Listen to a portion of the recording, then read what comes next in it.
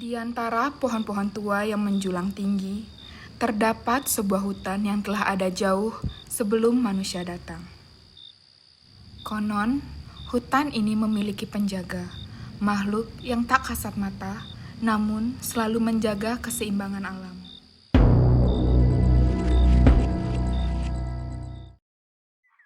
Di balik rindangnya pepohonan tua, hutan itu menyimpan cerita yang tak semua orang berani mendengarnya.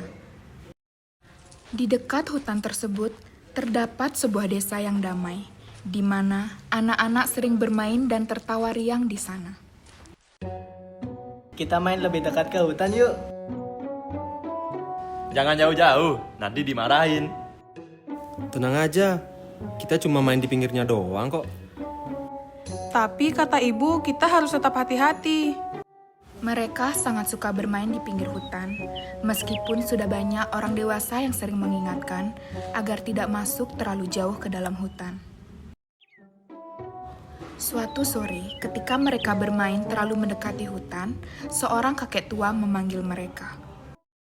Ia adalah kakek Rahmat, orang yang paling dihormati di desa karena kebijaksanaannya. Hei anak-anak, kalian mau kemana? Kami cuma bermain, kek. Hutan itu bukanlah hutan sembarangan, bukan tempat bagi kalian untuk bermain. Memangnya kenapa, Kek? Karena hutan itu ada yang menjaga. Sosok makhluk menyeramkan, tinggi, besar, dan berbulu yang bernama genderuwo. Hah? Genderuwo? Halah, paling cuma tayul aja. Dasar anak bandel, dibilangin orang tua malah ngeyel. Tidak semua yang tidak terlihat berarti tidak ada.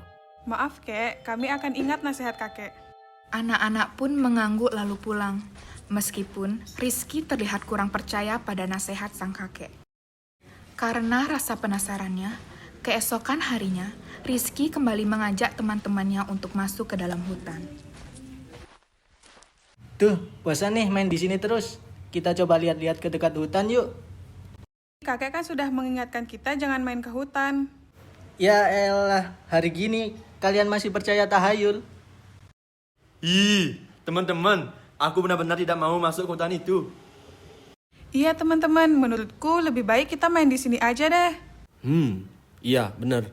Kita harus dengar kata orang tua. Ya udah deh, terserah kalian aja. Mereka pun lanjut bermain di pinggir hutan, tempat mereka biasa bermain. Beberapa waktu kemudian, anak-anak tersebut kembali berkumpul untuk bermain. Teman-teman, hari ini kita main apa nih? Aduh maaf, hari ini aku nggak bisa. Aku harus membantu ibu di rumah. Aku juga gak bisa nih. Aku mau ke kota sama ayahku. Hah, ya udah deh, aku sama Juna aja.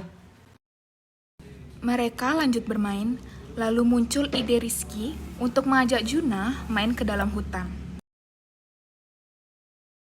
Juna, kita main ke dalam hutan aja yuk. Sebentar aja kok. Hah? Ke dalam hutan? Jangan, Ki. Aku takut. Masa kamu takut sih? Iya, Ki. Perasaanku gak enak. Nanti kalau yang dibilang kakek itu benar bagaimana? Tenang aja, gak akan terjadi apa-apa. Yuk berangkat.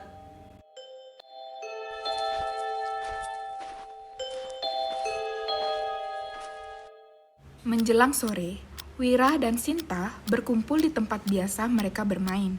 Namun, mereka tidak menemukan Rizky dan Juna dimanapun. Kira, kamu udah pulang dari kota? Rizky dan Juna mana?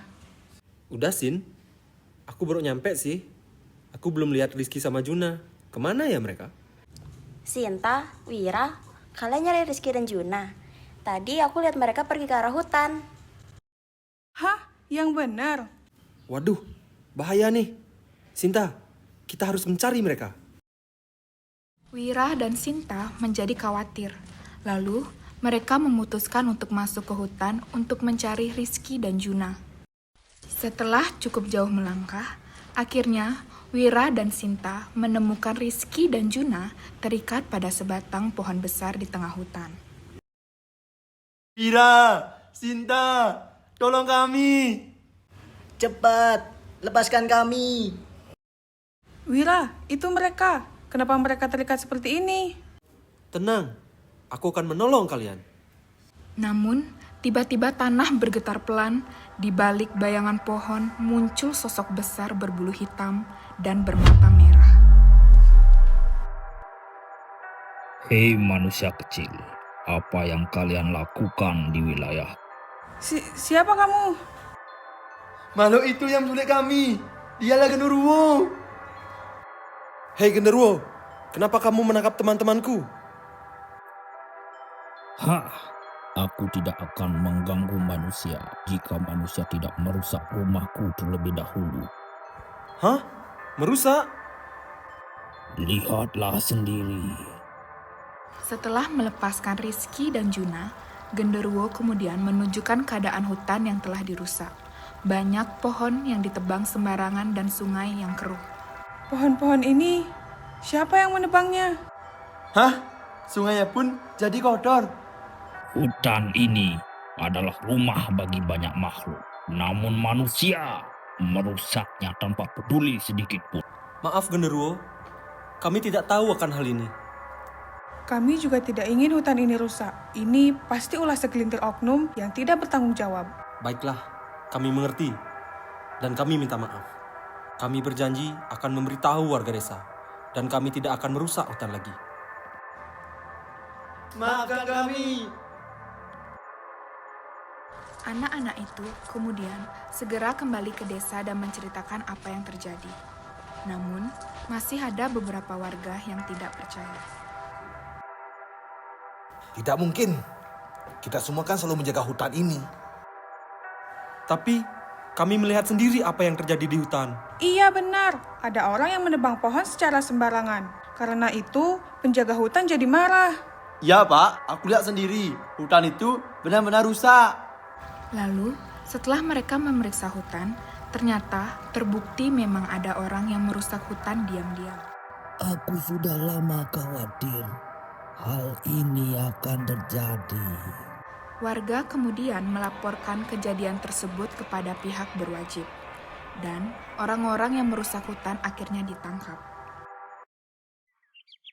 Penduduk desa pun mulai menanam pohon kembali dan berjanji untuk selalu menjaga hutan. Ingat teman-teman, kita harus menjaga hutan bersama-sama. Benar, kita tak boleh membiarkan hutan ini dirusak lagi. Sejak saat itu, penduduk desa mulai menjaga hutan dengan lebih bijaksana. Mereka menyadari bahwa alam harus dihormati, bukan hanya dimanfaatkan. Di antara pepohonan tua, sang penjaga tetap mengawasi, memastikan keseimbangan tetap terjaga. Karena tidak semua penjaga dapat terlihat, namun mereka selalu ada.